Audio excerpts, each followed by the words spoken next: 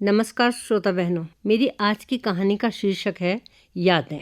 मैं आज 10 साल बाद अपने गांव वापस आया था। सब कुछ पहले जैसा था, कुछ भी तो नहीं बदला। गांव को देखकर ऐसा लगा जैसे समय वहीं का वहीं ठहरा हो। वही पतंग उड़ाते बच्चे, वही चौपाल में आज भी हुक्का गुड़गुड़ाते गांव के बुजुर्गों की बैठक।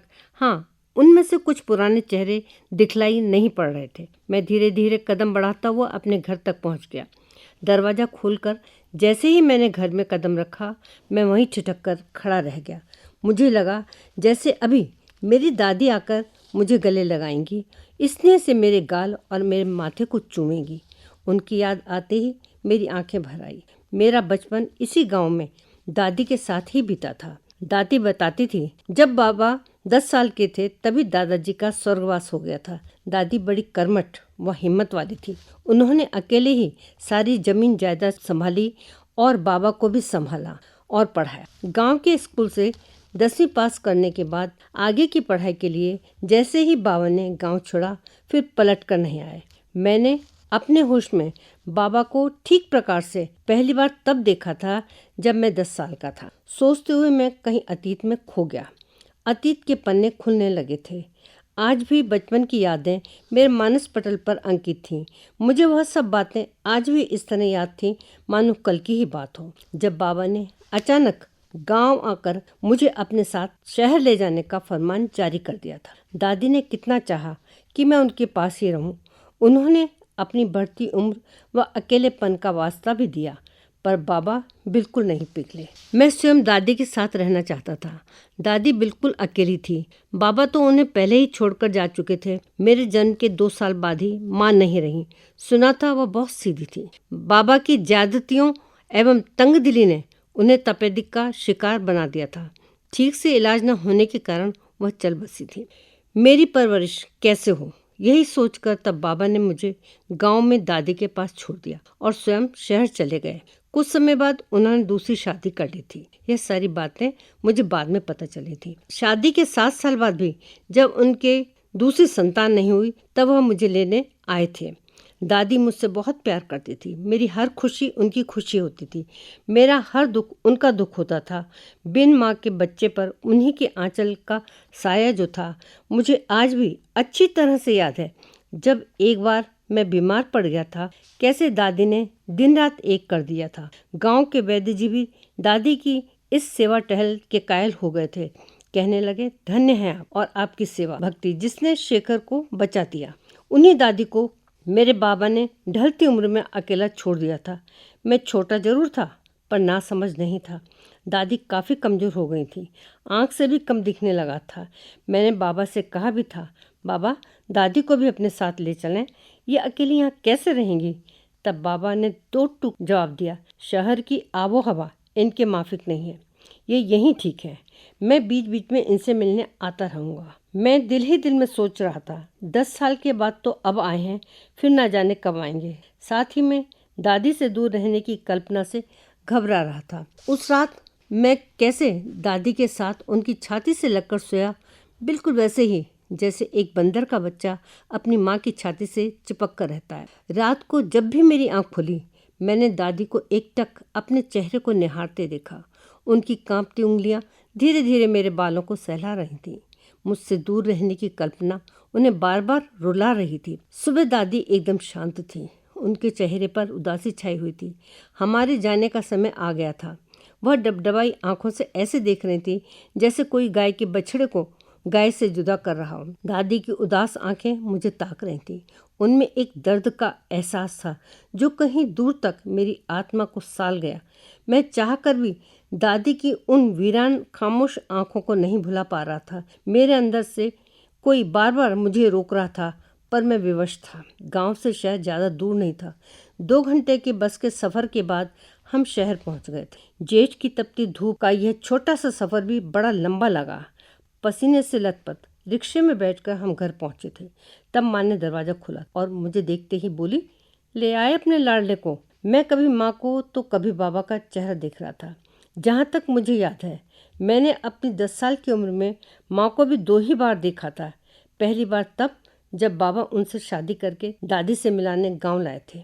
तब मैं बहुत छोटा था, और दूसरी बार अब जब मैं उनके सामने खड़ा था।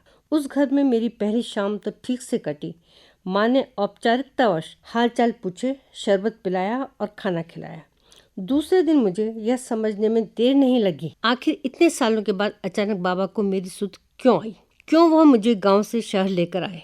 जब पहली बार माँ ने कहा, शेखर जरा नीचे से 2-4 बाल्टी पानी भर कर ला दे, गर्मियों में यहाँ पानी की भारी किल्लत रहती है, तुम्हें तो वहाँ दादी का काम करते करते आदत पड़ गई होगी।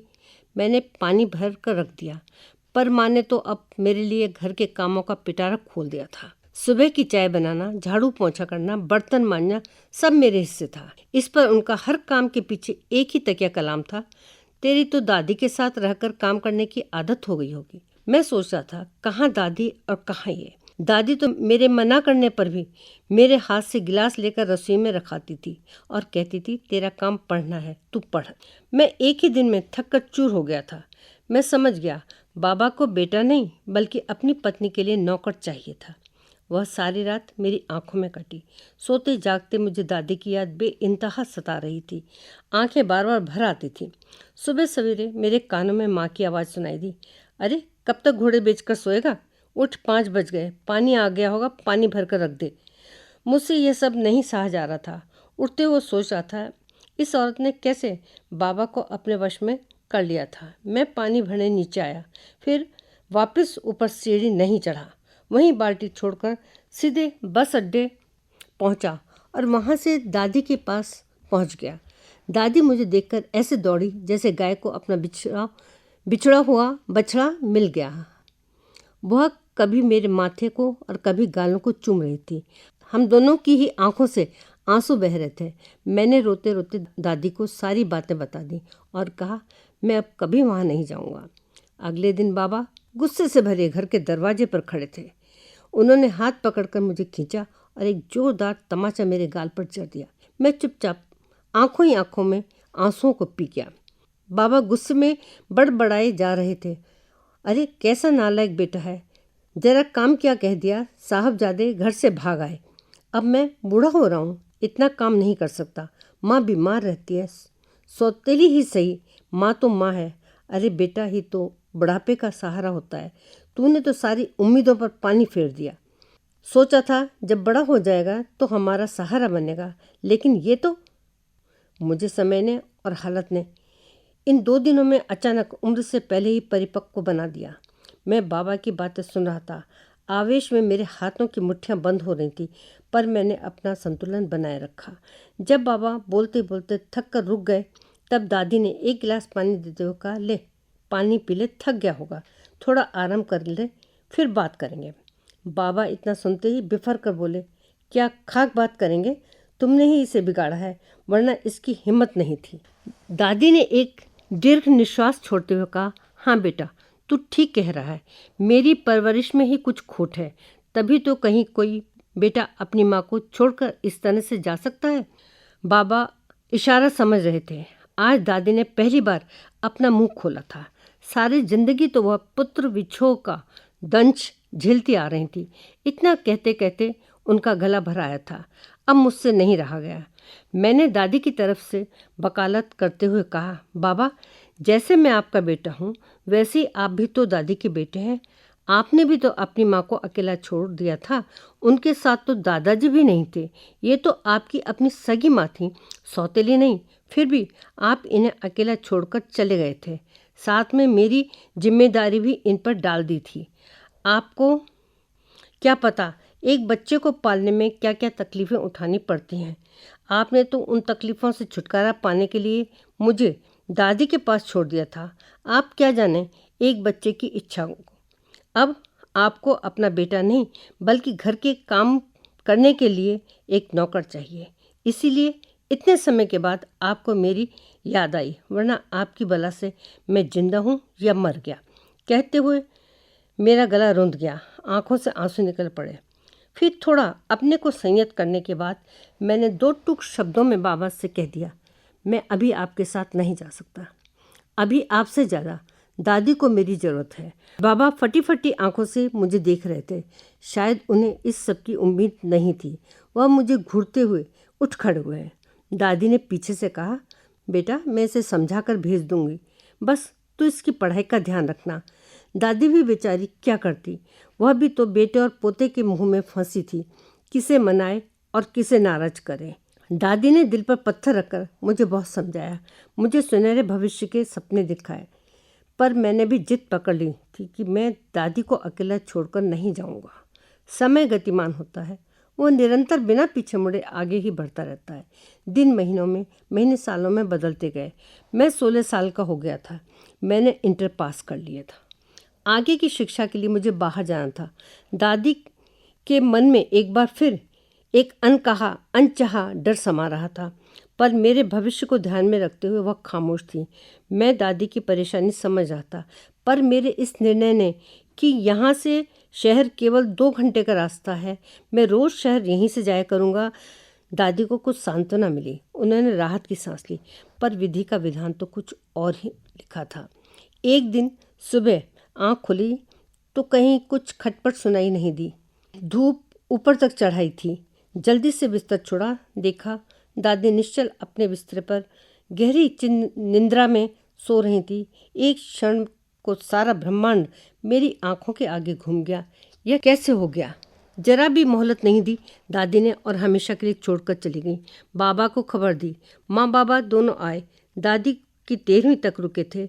जाते समय बोले, अब क्या इरादा है? मैंने कहा, सोचूंगा। वो चले गए। दादी के बिना अब घर काटने को दौड़ता था। हर कोने में उनकी याद समाई हुई थी। दिन तो मेरा शहर आने जाने व कॉलेज में बीत जाता था, पर रात मुझे काटने को दौड़ती थी।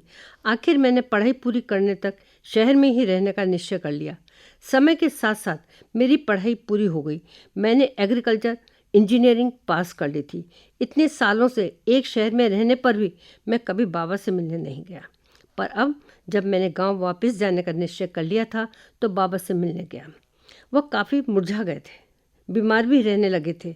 मैंने उन्हें बताया कि मैं गांव में रहकर अपनी पढ़ाई का फ़ायदा उठाना चाहता हूँ, ज़मीन जायदाद संभालना चाहता हूँ। आप लोगों का क्या विचार है? गांव चलिए, सब साथ रहेंगे। बाबा मेरी बात अनसुनी करते हुए पूछने लगे, तेरा घर बसाने का कब तक का इरादा है? मैंने अपनी बात को आगे बढ़ाते हुए कहा, बाबा मैं इस उम्र में आप लोगों को यहाँ अकेला नहीं छोड़ना चाहता।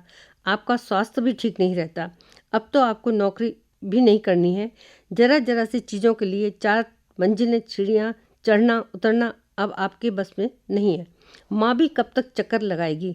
उधर गांव के घर को भी मैं नहीं छोड़ सकता, जहाँ मेरे बचपन की यादों के साथ साथ दादी के सपने भी बसे हुए हैं। मेरा कर्तव्य बनता है कि इस उम्र में आपका साथ दूँ। हाँ, अगर आपका अहम आड़े नहीं आता तो गांव चलिए, सब साथ रहेंगे। अब तो यहाँ एक बड़ा सरकारी अस्पताल भी खुल गया है।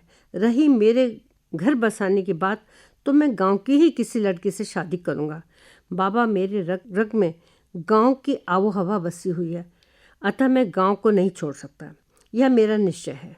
बाकी आप सोच लीजिए, जब विचार बने तो बता दीजिएगा, मैं आ जाऊँगा।